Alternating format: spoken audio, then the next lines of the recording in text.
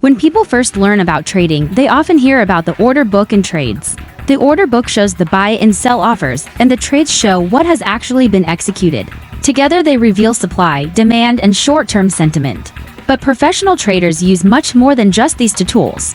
Let's go deeper and look at what else traders rely on when making real-world decisions. The first category is market data beyond the order book. Traders watch price charts to see how a stock, bond, or future has moved over time.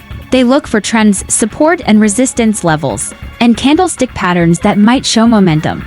Volume is another big one. It tells you how strong or weak a price move is. High volume means conviction, while low volume can mean the move is fragile.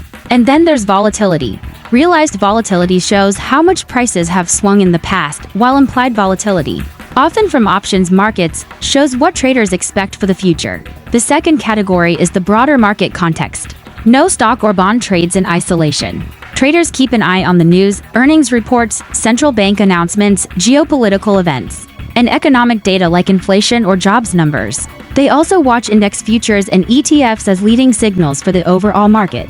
Many traders follow cross-asset signals like bond yields, oil prices, or currency moves, because these can impact equities and derivatives. Market sentiment indicators like the VIX or put-call ratios also provide a pulse on investor fear and positioning.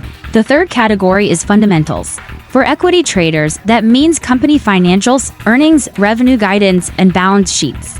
For fixed income traders, it's inflation, growth, and interest rates. And don't forget corporate actions like dividends, buybacks, or mergers. These can shift supply and demand dramatically. The fourth category is analytical and quantitative tools. Many traders use technical indicators like moving averages, RSI, or Bollinger Bands to gauge entry and exit points. Quantitative models, such as fair value calculators or option pricing models, provide a benchmark to compare against market prices. Risk models, like value at risk or Greeks for options, help traders measure exposures and avoid being blindsided by sudden moves. The fifth category is trading infrastructure and flows. Traders often rely on smart execution algorithms like VWAP, TWAP, or iceberg orders to avoid moving the market too much. They watch order flow, who's buying, who's selling, to detect large players entering or exiting positions. Market maker quotes also provide insight into fair value and liquidity conditions.